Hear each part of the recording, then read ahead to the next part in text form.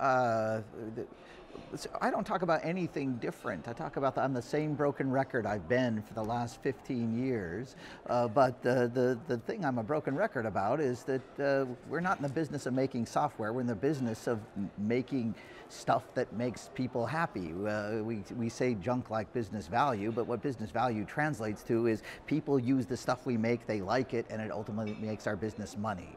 So look, I'll start with that. I always start with that. But look, what I'm talking about today is how do you incorporate that explicitly into your Agile process? Because it just isn't explicit enough.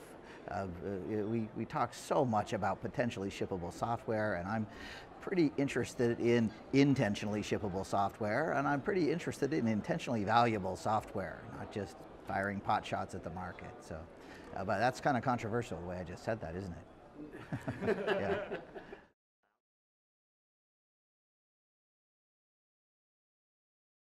Well, there's an old saying that, God, how does it go? It's something to the effect of, people make messes, but to create a really big mess takes a computer. And now one of the extrapolations of that is, look, 15, 20 years ago, we sucked at building things predictably. We did big projects would run aground, and we've gotten a lot better at building software. Now we are a lot better at building software, and now people use Scrum to make some of the biggest messes we've ever seen. Now people use Agile development to build more crap that nobody wants. And yes, it's time to talk about, look, how do we not just get more stuff built, how do we not stop maximizing velocity and start actually maximizing benefit, because it isn't working software that benefits people. That's the I lost. You had asked a good question, and somewhere in there might have been the answer.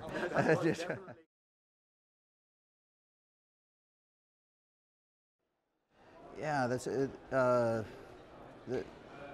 We talked a little bit earlier. You were talking about Scrum values, and like a personal value for me is to have some contact with the people that use your product, to build empathy and understanding with the people that use your product, to have pride in the thing that you're building. I don't think those are part of the 5 Scrum values, not necessarily. They might be kind of hidden or embedded in there, or they might be assumed or presumed. But for organizations that really want to do better, you bring the customer into the organization, literally and figuratively. You take the people out of the organization and put them in front of and with their customers. When I interview product managers that are successful, I'll ask them, what is the one piece of advice you would give somebody who is learning to be a good product manager, somebody who really decides what the product should be?